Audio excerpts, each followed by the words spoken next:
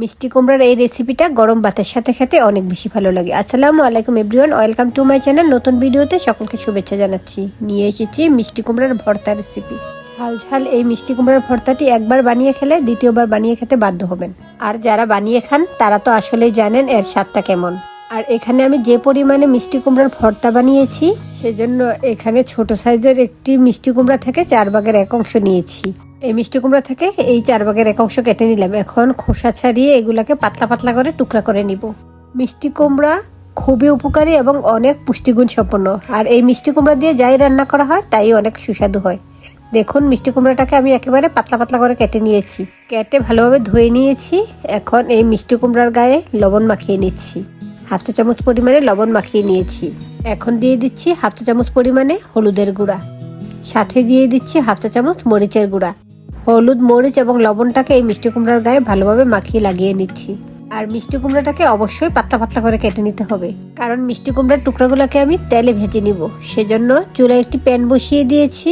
প্যানে পর্যাপ্ত পরিমাণে সরিষার তেল দিয়ে দিচ্ছি।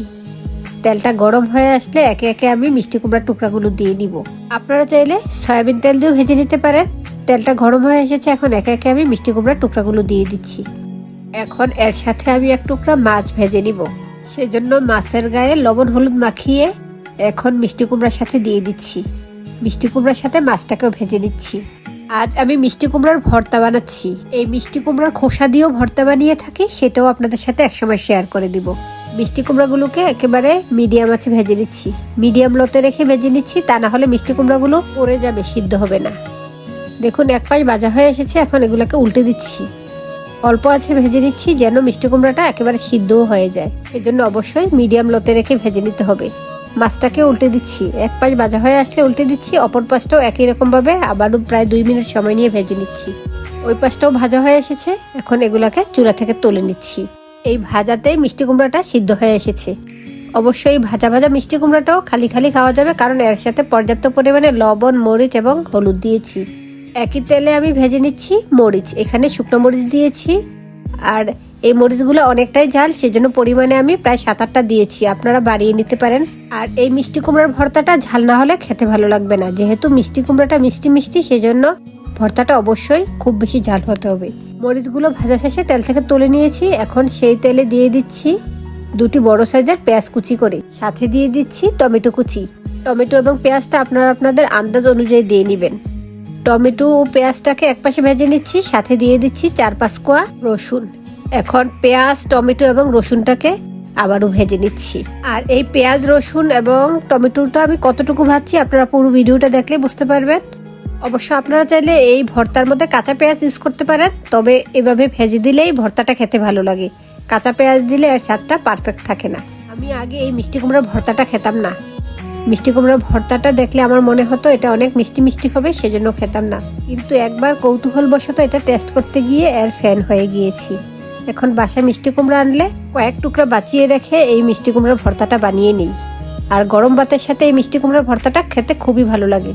এখন সবগুলো একসাথে করে ভালোভাবে ভেজে নিচ্ছি। দেখুন এগুলো একেবারেই নরম হয়ে এসেছে। এখন চুলা থেকে তুলে নিব। চুলা থেকে তুলে ঠান্ডা করে ভর্তাটা রেডি করে নিব। পিষনিটাতে আমি ভর্তাটা রেডি করে নিচ্ছি। আপনারা চাইলে পাটায় পিষিয়েও ভর্তাটা রেডি করে নিতে পারেন। প্রথমে মরিচ এবং লবণগুলোকে ভালোভাবে পিষিয়ে নিচ্ছি, ভালোভাবে মিশিয়ে নিচ্ছি। আবার আপনারা চাইলে হাতে মেখেও এই ভর্তাটা বানিয়ে নিতে পারেন।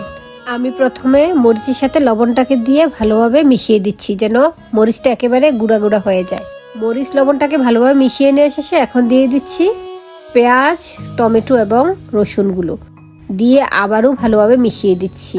আপনারা চাইলে এই মুহূর্তে কাঁচা পেঁয়াজ দিয়ে ভর্তাটা বানাতে পারেন, তবে কাঁচা পেঁয়াজ দিয়ে বানালে ভর্তার স্বাদটা পারফেক্ট থাকে না, মানে আমার কাছে ভালো লাগে না। আপনারা চাইলে কাঁচা পেঁয়াজ দিয়ে ট্রাই করতে পারেন। আর এইভাবে ভাজা পেঁয়াজ দিয়ে বানালে ভর্তাটা বেশিক্ষণ ভালো থাকে। কাঁচা পেঁয়াজ দিয়ে বানালে খুবই সহজে নষ্ট হয়ে যায়। ভালোভাবে মিশিয়ে নিয়ে শেষে এখন দিয়ে দিচ্ছি মাছের টুকরা এবং ভেজে রাখা মিষ্টি কুমড়ার টুকরাগুলো। প্রথমে মাছের কাঁটাগুলো বেছে নিচ্ছি, সাথে মাছের চামড়াটাকেও ফেলে দিচ্ছি। অবশ্য মিষ্টি কুমড়া ছাড়া অন্য উপকরণগুলো মিশিয়ে নিলেও একটা ভর্তা হয়ে যায়, তবে মিষ্টি কুমড়াটা মিশিয়ে দিলে এই ভর্তাটা অনেক বেশি টেস্টি হয়, কারণ মিষ্টি কুমড়াটা কিছুটা মিষ্টি এবং ঝাল ঝাল ও টমেটোর টক মিলে এই ভর্তাটা খেতে অনেক বেশি ভালো লাগে। এখন মিশিয়ে নিচ্ছি ভেজে রাখা মিষ্টি কুমড়ার টুকরাগুলো। এখন হাত দিয়ে সবগুলো উপকরণ ভালোভাবে মিশিয়ে নিচ্ছি। আর এই ভর্তাটা সকালে বানিয়ে রাত পর্যন্ত খাওয়া যায়, নষ্ট হয় না, কারণ এখানে পেঁয়াজটা ভেজে দিয়েছি। অবশ্য এই ভর্তাটার স্বাদ এত সময় রাখা সম্ভব নয়, গরম ভাত দিয়ে সাথে সাথে খেয়ে নিতেই ভালো লাগে। এখন দিয়ে দিয়েছি ধনিয়া পাতা কুচি দিয়ে আবারও ভালোভাবে মিশিয়ে দিচ্ছি। এখন দিয়ে দিচ্ছি সরিষার তেল মেখে নিলেই ভর্তাটা রেডি হয়ে যায়। আপনারা যারা এখনো এই মিষ্টি কুমড়ার ভর্তাটি বানিয়ে খাননি, তারা আমার রেসিপিটি ফলো করে একবার বানিয়ে খাবেন। যদি বানিয়ে থাকেন, ভর্তাটি খেতে কেমন হয়েছে তা আমাকে কমেন্টে জানাবেন। আজ তাহলে এ পর্যন্তই, আবার চলে আসবো অন্য কোনো নতুন রেসিপির ভিডিও নিয়ে। সে পর্যন্ত সবাই ভালো থাকবেন, সুস্থ থাকবেন। আল্লাহ হাফেজ, আসসালামু আলাইকুম।